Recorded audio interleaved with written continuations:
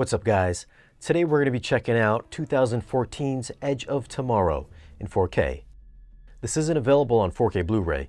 It's only available on Vudu and on the Kaleidescape. Now, when and if this movie does come out on physical media, it's going to most likely look identical to the Kaleidescape version. That being said, if you're new to the channel, be sure to tap the subscribe button for new weekly videos. Now let's go over a few tech specs. The movie was shot on 35mm. There's also a 3D version. It's got a 2K DI. It's rated PG-13. Runtime is 113 minutes, and the aspect ratio is 239:1. When I had originally reviewed the movie back in 2016, it was in 4K on iTunes, but did not have an Atmos soundtrack. I also didn't have a Kaleidescape, so I couldn't check there either. But now you can get the movie in 4K with Atmos on Vudu, and of course on the Kaleidescape. I think it's still only 5.1 on iTunes. As far as the Atmos mix, I think it's one of the best sounding movies out there. If we take a look at the Atmos viewer, you can see just about every speaker is lit up. The center surround channel gets a little usage here, but it's not as busy as the other channels. Now, this is the battle around the 18-minute mark with planes flying left to right and circling around the lower channels, which you can tell by the moving yellow balls. There's a ton of gunshots zipping through different speakers and aliens running everywhere.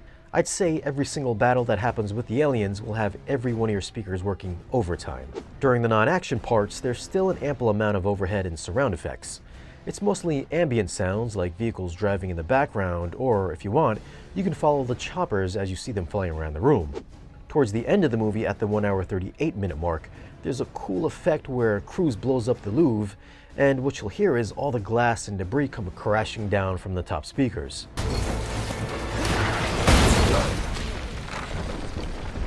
Bass response is demo-worthy with LFE response so low during the beginning, you could easily cause your subwoofers to self-destruct. Soundstage has that big, spacious cinematic feel, and dialogue was always easy to hear. What the hell were you thinking? For video quality, I'm judging this mostly on the Kaleidescape because it's a much cleaner transfer over the digital stream, so you won't get any compression artifacts or anything like that. And it'll be as good, if not better, than when it comes out in physical media, if it ever comes out. As for those interested in file size, this transfer is 59.5 gigs. Overall though, the movie does have a very light layer of grain throughout. If you're a grain hater, I'd say it's so light you'd likely not be bothered by it. The movie also does not have a super sharp 4K crisp picture, but it's close enough. I did find it to be noticeably cleaner and more refined over the standard Blu-ray, but it's not going to be as pristine as something shot digitally. It's got a filmic appearance with a touch of softness. Detail-wise, I found close-ups to reveal all the little nuances like pores and wrinkles, and there's a ton of textures from all the intricate mechanical suits and all the gritty backgrounds. The 1080p version looked grainier in comparison. I found the CGI still looks great and blended in together with the live action perfectly fine, with the only thing that looked off was that digital truck. As for HDR, this isn't one of those bright transfers like Aquaman. The overall brightness is a couple notches dimmer than that one, but peak highlights from explosions or gunshots had decent pop, although I'd say it's nothing that's going to make you squint or blow your mind. I found HDR's wider color spectrum smoothed out background scenery, so things like the skylines had consistent gradational tones and also helped out the low-level shadow detail. I did find black levels in the very darkest scenes could edge on being crushed, but it was a huge improvement watching this on the Kaleidescape over the digital stream, where I saw a lot of macro blocking.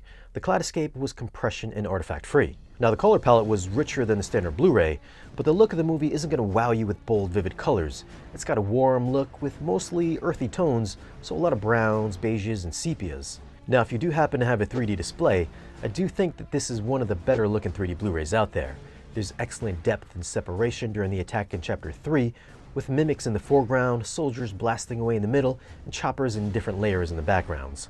There's a cool in-your-face effect with dirt and debris blowing up in your face, with the only real major drawback being black levels in the darkest scenes can look muddy with no real detail.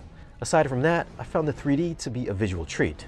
So for 3D video, I'd have to give it a 9.4. I think I gave it a 9 when I first reviewed it back in 2016, but I've since upgraded with a brighter display, so 3D looks even better now. It's got awesome depth and dimension, and should be in your collection if you're a fan of 3D movies. I forgot to mention that the audio is only in DTS 7.1 on the 3D disc, which I don't think is as good as the Atmos version. For 4K video, I'm gonna go with a 9.2. No, it's not the brightest 4K transfer out there or gonna blow you away with crazy HDR colors, but it is a noticeable increase in detail and textures over the standard Blu-ray. And I would just say that it is a clean looking transfer overall. For the Atmos audio, I'm going to go with a 9.8. There were some parts I would have thought the high channels would have kicked on, but they didn't. But for the majority of the movie, this is one of the most active mixes I've heard.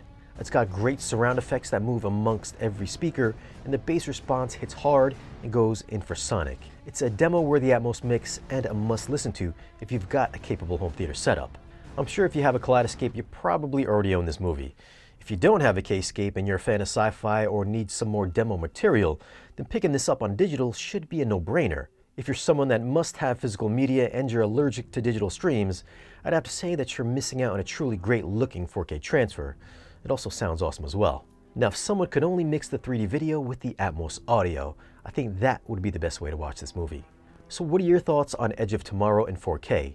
Have you seen it, and which version do you prefer, 4K or 3D? Leave a comment down below and let us know. Now, if you want to grab this movie, I'll leave some links for it down below in the video's description. As always, guys, thanks for watching. If you want, you can follow us on social media, and if you want to support the channel and get exclusive content and great discounts on AV gear, then stop by our Patreon page. Be sure to like, share, and subscribe, and we'll see you guys again in the next video.